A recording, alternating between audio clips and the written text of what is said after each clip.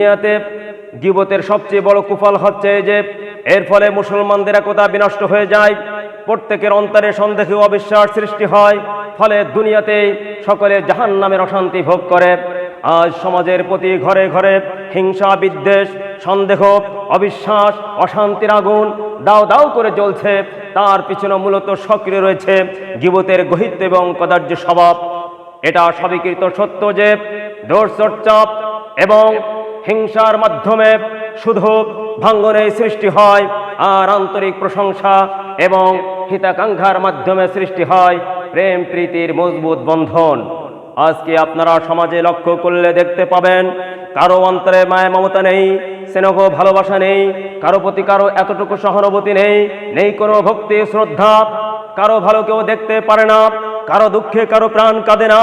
সকলে চাই একে অপরকে ঠকিয়ে সমাজে বড় হতে, সমাজে প্রতিষ্ঠিত হতে। এটাই কি মানুষের ধর্ম? এটাই কি মানুষের স্বভাব? এটা কোনোদিন মানুষের স্বভাব হতে পারে না।